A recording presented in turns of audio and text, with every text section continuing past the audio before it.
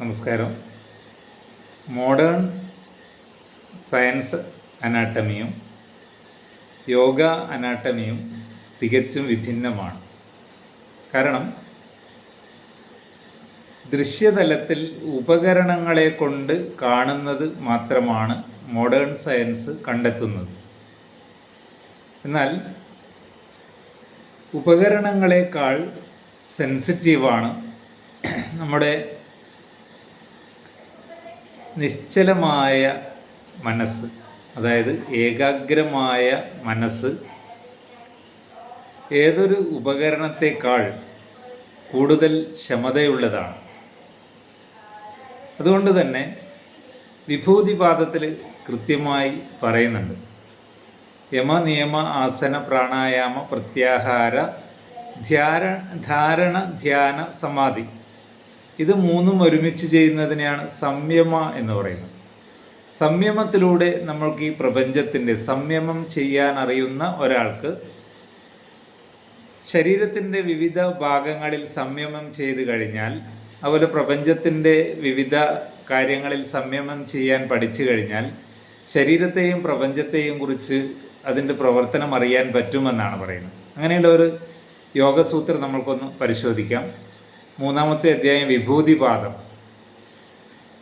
മനസ്സിനെ ഏകാഗ്രമാക്കാൻ സാധിച്ചാൽ ലഭിക്കുന്ന സിദ്ധികളാണ് വിഭൂതിപാദത്തിൽ പറയുന്നത്. അതിലെ 30-ാമത്തെ ശ്ലോകം നമ്മൾക്കൊന്ന് നോക്കാം. നാഭിചക്രേ കായവ്യൂഹജ്ഞാനം. അതായത് ഒരു യോഗി നമ്മുടെ നാഭിചക്രം അല്ലെങ്കിൽ മണിപൂരക ചക്രം, ആ ആധാരത്തിൽ ധാരണ ധ്യാന സമാധി അല്ലെങ്കിൽ സംയമം ചെയ്തു കഴിഞ്ഞാൽ ഈ ശരീരത്തിൻ്റെ എല്ലാ പ്രവർത്തനങ്ങളും, കായവ്യൂഹജ്ഞാനം, എല്ലാ അവയവങ്ങളുടെ പ്രവർത്തനവും അറിയാൻ സാധിക്കുമെന്നാണ് പറയുന്നത്. അങ്ങനെയാണ് നമ്മുടെ യോഗിക് അനാട്ടമി പ്രകാരം ശരീരത്തിൽ 100,000 കെമിക്കൽസ് ഒന്നുമില്ല. പഞ്ചഭൂതമിതം ശരീരം, എല്ലാം പഞ്ചഭൂതങ്ങൾ മാത്രമേ ഈ ശരീരത്തിലുള്ളൂ. അതുതന്നെ സമഗ്രമായി അന്നമയകോശം, പ്രാണമയകോശം, മനോമയകോശം, വിജ്ഞാനമയകോശം, ആനന്ദമയകോശം ഇങ്ങനെ തിരിച്ചിരിക്കുകയാണ്. അതുപോലെ ശരീരത്തിൽ ദശപ്രാണനുകളുണ്ട്. പ്രധാന മുഖ്യ പ്രാണനുകൾ ഉദാനൻ, പ്രാണൻ, സമാനൻ, അപാനനൻ, വ്യാനൻ. ഇതൊന്നും മോഡേൺ അനാട്ടമിയിലില്ല. അതുപോലെ ഉപപ്രാണൻ നാഗ, കൂർമ്മ, കൃകര, ദേവദത്തൻ, ധനഞ്ജയൻ.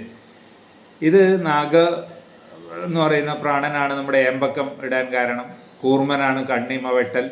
കൃകരൻ തുമ്മൽ, വിശപ്പ്, ദാഹം. ദേവദത്തൻ കോട്ടുവായ. അതുപോലെ ധനഞ്ജയൻ എന്ന് പറയുന്ന പ്രാണനാണ് ശരീരത്തിൽ ഏറ്റവും അവസാനം ശരീരത്തിൽ നിന്ന് പുറത്തു പോകുന്നത് എന്നൊക്കെയാണ് യോഗ അനാട്ടമി പ്രകാരം പറയുന്നത്. അതുപോലെ തന്നെ ശരീരത്തിൽ 72,000 നാഡികളുണ്ട്. അത് നാഡികൾ എന്ന് പറഞ്ഞാൽ നമുക്ക് ദൃശ്യമാകുന്ന നാഡിയല്ല, സട്ടിലാണ്, അതിസൂക്ഷ്മ അല്ലെങ്കിൽ സൂക്ഷ്മതമ തലമാണ്. അത് കാണാൻ കഴിയില്ല, പക്ഷെ അത് എക്സിസ്റ്റ് ചെയ്യുന്നുണ്ട്. അതുപോലെ നമ്മുടെ സുഷുമ്നയിലുള്ള ആധാരങ്ങൾ, മൂലാധാരം, സ്വാധിഷ്ഠാനം, മണിപൂരകം, അനാഹതം, വിശുദ്ധി, ആഗ്ന, അതുപോലെ സഹസ്രാര ചക്രം. ചക്രം എന്ന് പറഞ്ഞാൽ എനർജി സെൻറ്ററാണ്. അത് സട്ടിൽ അനാട്ടമിയാണ്.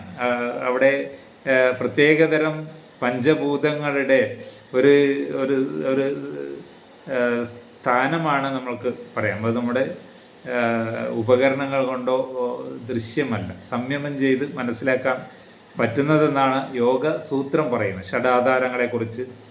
അതുപോലെ ഇടാനാഡി, പിങ്കളാനാഡി, ഇതൊന്നും നമ്മുടെ മോഡേൺ അനാട്ടമിയിലില്ല. നമ്മുടെ ശരീരത്തിൽ ഇടാനാഡി, ചന്ദ്രനാഡി, അതുപോലെ പിങ്കളനാഡി, സൂര്യനാഡി, വലത് മൂക്ക്, ഇടത് മൂക്ക്, ഇങ്ങനെ നാഡികൾ. അതുപോലെ സുഷുമ്നയിൽ തന്നെ അതിൻ്റെ അതിസൂക്ഷ്മ തലത്തിൽ വജ്രിണി, ചിത്രിണി, ബ്രഹ്മനാഡി, ഇങ്ങനെയുള്ള 3 സൂക്ഷ്മ നാഡികളുണ്ട് എന്നൊക്കെയാണ് നമ്മുടെ യോഗസൂത്രം പറയുന്നത്. അപ്പോൾ ഇതൊക്കെ സംയമത്തിലൂടെയാണ് അറിയാൻ സാധിക്കും.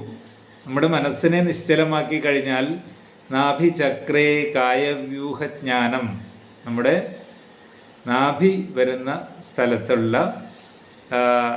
മണിപൂരക ആധാരത്തിൽ മെഡിറ്റേറ്റ് ചെയ്യാൻ സാധിക്കുന്ന ഒരു യോഗിക്ക് ഈ ശരീരത്തിലെ അതിസൂക്ഷ്മതല പ്രവർത്തനങ്ങളെല്ലാം തന്നെ മനസ്സിലാക്കാൻ സാധിക്കുമെന്നാണ് പറയുന്നത്. അങ്ങനെ നിർണയിക്കപ്പെട്ടതാണ് യോഗ അനാട്ടമി. ചിന്തിക്കുക, ശ്രദ്ധിക്കുക. Thank you.